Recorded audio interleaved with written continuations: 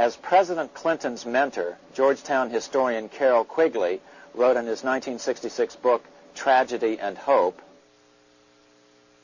the powers of financial capitalism had a far-reaching plan, nothing less than to create a world system of financial control in private hands, able to dominate the political system of each country and the economy of the world as a whole. This system was to be controlled in a feudalistic fashion by the central banks of the world, acting in concert by secret agreements arrived at in frequent meetings and conferences. The apex of the system was to be the Bank for International Settlements in Bâle, Switzerland, a private bank owned and controlled by the world central banks, which were themselves private corporations.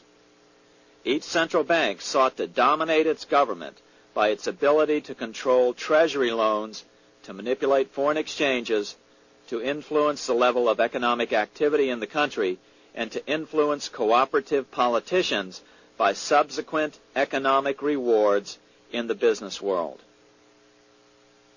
Despite intense pressure from the international bankers and the press, a handful of U.S. senators, led by Senator Henry Cabot Lodge, kept the U.S. out of these schemes.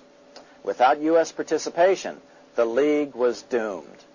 Incredibly, even though the U.S. rejected the World Central Bank, the BIS, the New York Federal Reserve ignored its government and arrogantly sent representatives to Switzerland to participate in the central bankers' meeting right up until 1994, when the U.S. was finally officially dragged into it.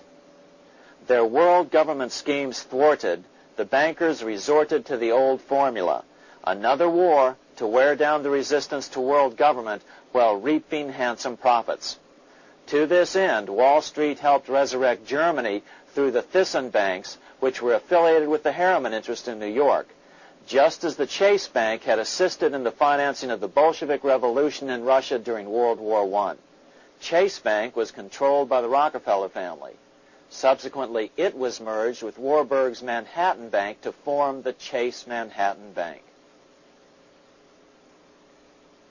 Now this has merged with Chemical Bank of New York, making it the largest Wall Street bank.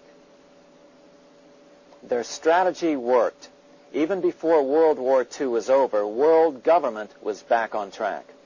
In 1944, at Bretton Woods, New Hampshire, the International Monetary Fund and the World Bank were approved with full U.S. participation. The Second League of Nations, renamed the United Nations, was approved in 1945. Soon, a new international court system was functioning as well. All effective opposition to these international bodies before the war had evaporated in the heat of war, just as planned. These new organizations simply repeated on a world scale what the National Banking Act of 1864 and the Federal Reserve Act of 1913 had established in the U.S. They created a banking cartel composed of the world's central banks, which gradually assumed the power to dictate credit policies to the banks of all the nations. For example, just as the Federal Reserve Act authorized the creation of a new national fiat currency called Federal Reserve Notes, the IMF has been given the authority to issue a world fiat money called Special Drawing Rights, or SDRs. To date, the IMF has created in excess of $30 billion worth of SDRs. Member nations are being pressured to make their currencies fully exchangeable for SDRs. In 1968, Congress approved laws authorizing the Fed to accept SDRs as reserves in the U.S. and to issue Federal Reserve notes in exchange for SDRs.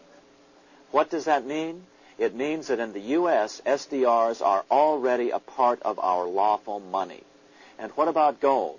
SDRs are already partially backed by gold. And with two-thirds of world gold now in the hands of central banks, the money changers can go about structuring the world's economic future in whichever way they deem most profitable. Keep in mind, just as the Fed is controlled by its board of governors, the IMF is controlled by its board of governors, which are either the heads of the different central banks or the heads of the various national treasury departments dominated by their central banks. Voting power in the IMF gives the U.S. and the UK, that is to say the Fed and the Bank of England, effective control. Just as the Fed controls the amount of money in the U.S., the BIS, IMF, and World Bank control the money supply for the world. So we see the repetition of the old goldsmith's fraud replicated on the national scale with central banks like the Fed and on the international scale by the three arms of the world central bank. Is this organization of the BIS, the IMF, and the World Bank, which we refer to collectively as the World Central Bank, presently expanding and contracting world credit? Yes. Regulations put into effect in 1988 by the BIS required the world's bankers to raise their capital and reserves to 8% of liabilities by 1992. Increased capital requirements put an upper limit to the fractional reserve lending, similar to the way cash reserve requirements do. What has this seemingly insignificant regulation made in a Swiss city 8 years ago meant to the world? It means our banks cannot loan more and more money to buy more and more time before the next depression, as a maximum loan ratio is now set. It means those nations with the lowest bank reserves in their systems have already felt the terrible effects of this credit contraction as their banks scrambled to raise money to increase their reserves to 8%. To raise the money, they had to sell stocks, which depressed their stock markets and began the depression first in their countries. Japan, which in 1988 had among the lowest capital and reserve requirements, and thus was the most affected by the regulation, has experienced a financial crash which began almost immediately in 1989, which has wiped out a staggering 50% of the value of its stock market since 1990 and 60% of the value of its commercial real estate. The Bank of Japan has lowered its interest rates to 0.5%, practically giving away money to resurrect the economy, but still the depression worsens. Due to the $20 billion U.S. bailout of Mexico, the financial collapse in that nation is already known here. Yet despite the bailout, the economy continues to be a disaster. One huge debt after another is rolled over as new loans are being made simply to enable Mexico to pay the interest on the old loans. In the south of Mexico, the poor have been in open revolt as every spare peso is being siphoned out of the country to make interest payments. It is important to note that a radical transfer of power is taking place as nations become subservient to a supranational world central bank controlled by a handful of the world's richest bankers. As the IMF creates more and more SDRs by the stroke of a pen on IMF ledgers, more and more nations borrow them to pay interest on their mounting debts and gradually fall under the control of the faceless bureaucrats of the World Central Bank. As the worldwide depression worsens and spreads, this will give the World Central Bank the power of economic life and death over these nations. It will decide which nations will be permitted to receive further loans of SDRs and which nations will starve.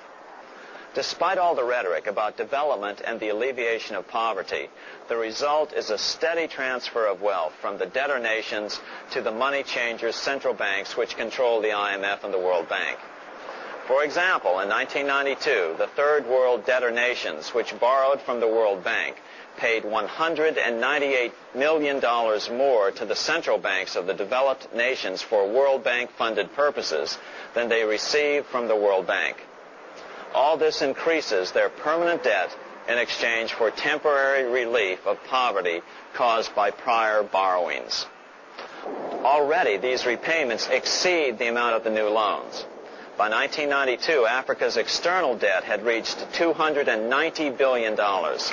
2.5 times greater than in 1980, resulting in skyrocketing infant mortality rates and unemployment, deterioration of schools, housing, and the general health of the people.